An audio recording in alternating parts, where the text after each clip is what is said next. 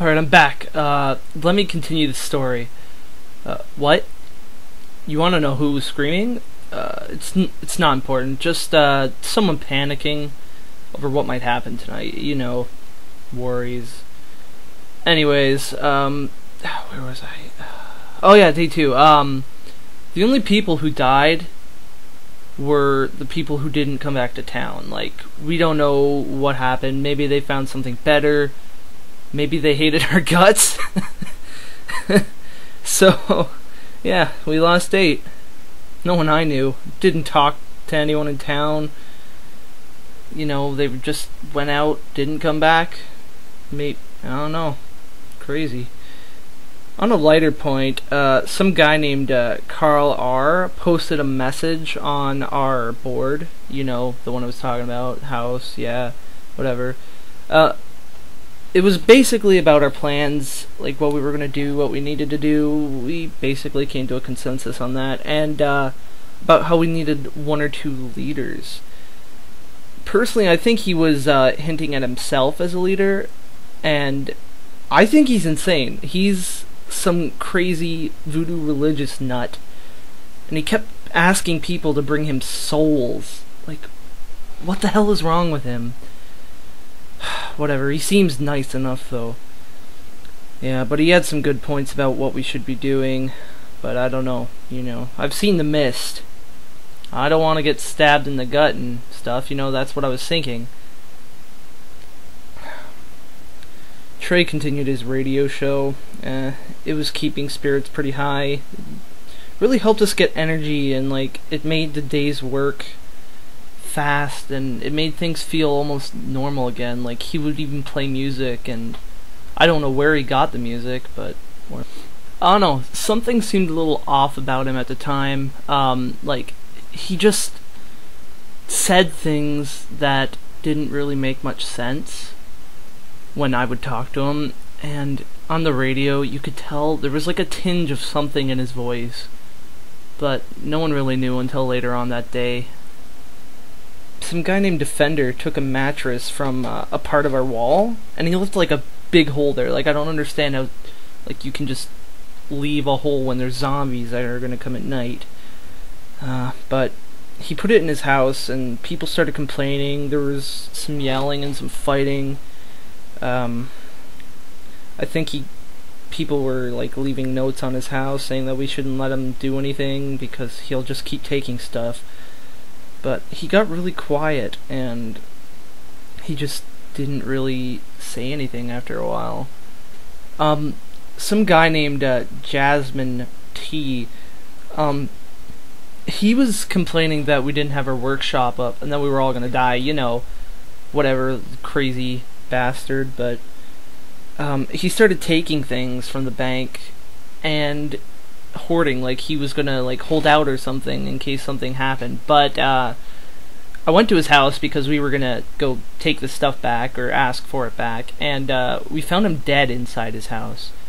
He had taken some cyanide in the bank, but you know, whatever, it's not like we all need to kill ourselves.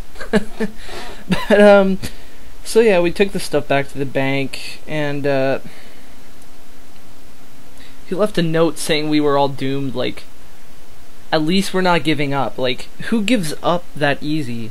Was it really worth his death not having a workshop? I tripped up inside of Jasmine's house, and my water ration fell out of my like belt and spilled all over him, and he just dissolved. Like, there were guts and just liquidy goo all over my shoes.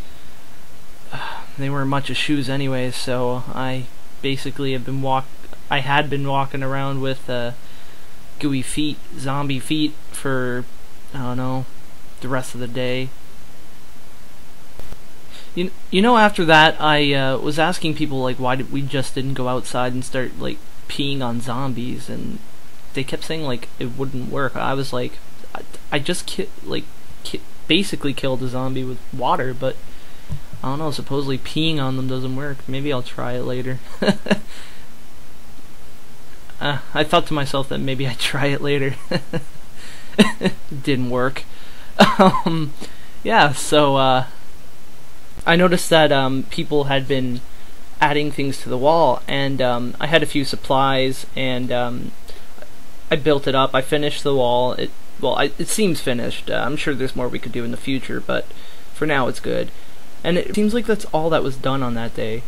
We really didn't have much. Some people were out looking, but we just weren't getting enough supplies. Like, we needed some iron or something just to build up a workshop, because we needed to hold up the building, but we just can't find any.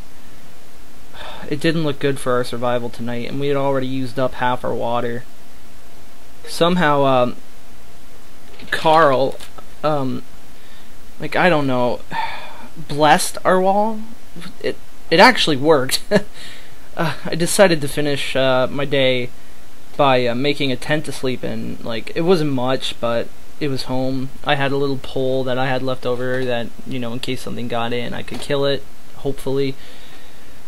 Oh, something really funny happened actually on that day. I was just entertaining myself making, like, maze games on some paper. Like, I found some paper and some, like, charcoal on the ground, and I was just drawing some papers, and I guess someone found one and claimed that it was a blueprint for a labyrinth.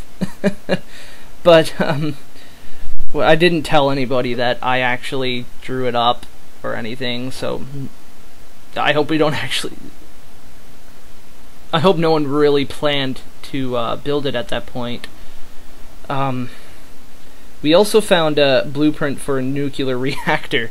Like, some Russian guy died out in the wilderness and just left a blueprint for a nuclear reactor. Like, we'd ever be able to build that. Besides, someone might want to blow us up. Blow up the entire town.